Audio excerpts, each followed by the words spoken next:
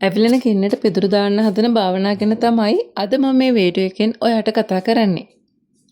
භාවනා කියන්නේ කෙවින් කලින් යාළුවා හිටපු ගෑනු ළමයා වුණාට භාවනාවට කෙවින්ගේ හිතේ ආදරයක් තිබුණේ නැත්තරම්. ඒත් ඉතින් භාවනා එහෙම කළේ නැහැනේ. භාවනාවට ඕන උනේම කෙවින්ට ලං වෙලා ජීවත් වෙන්න. හැබැයි ඉතින් කෙවින්ට නිම්නාවි ලැබුණාට පස්සේ කෙවින් කරන්නේ නිම්නාවිත් එක්ක යාළු වෙලා භාවනාව ගණන් නොගෙන හිටපු එකනේ. ওই දේවල් එක්ක භාවනාවට ඇත්තටම තියෙන ලොකු තරහක් නිම්නාවි ගැනයි කෙවින් ගැනයි. ඉතින් ඔන්න යාළුවනේ දැන් මේ වෙද්දි භාවනා දන්නවා මේ දෙන්න දෙපැත්තකට වෙලා ඉන්නේ කියලා. ඉතින් හොඳම අවස්ථාව තමයි දෙන්නගෙම පරිගන්න. මොකද දෙන්නටම මේ වෙලාවේ දෙපැත්තකට වෙලා ඉන්න හේතුවත් එක්කම භාවනාවේ හිත සතුටින් ඉන්නේ. ඔන්න ඔය කාරණාවත් එක්ක භාවනා කරන්නේ නිම්නාවිගේ අප්පච්චිට කෝල් කරන එක. නිම්නාවිගේ අප්පච්චිට කෝල් කරලා භාවනා කෙවින් ගැනයි භාවනා ගැනයි විස්තර කියද්දි නිම්නාවිගේ අප්පච්චි ඒ ගැන වැඩිදුරක් අහන එකක් නැහැ.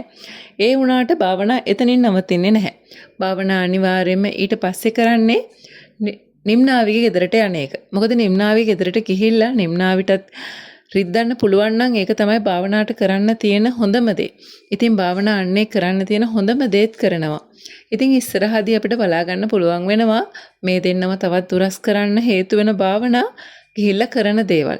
ඉතින් භාවනා ගිහිල්ලා හැම දෙයක්ම කියාවි. එහෙම කිව්වට පස්සේ නිම්නාවිගේ හිතේ තව කෙවින් ගැන ඇති වෙන්නේ දුකක්. ඒ වගේම පිළිකුලක්. ඔන්න ඔය දේවල් කරන්න තමයි භාවනා මේ වෙලාවේ අවස්ථාව ගන්නෙ. අපි බලාගෙන ඉමු ඉස්සරහට කතාවේ භාවනා මොකක්ද කරන්න යන්නේ කියලා. ඉතින් ඔයාටත් මේ ගැන පුංචි හරි අදහසක් කියන්න තියෙනවා නම් මට කමෙන්ට් එකක් දාන්න. ඒ වගේම තමයි ඔයා තවමත් channel එක subscribe කරලා නැත්නම් channel එක subscribe කරගෙන යන්නත් අමතක කරන්න එපා.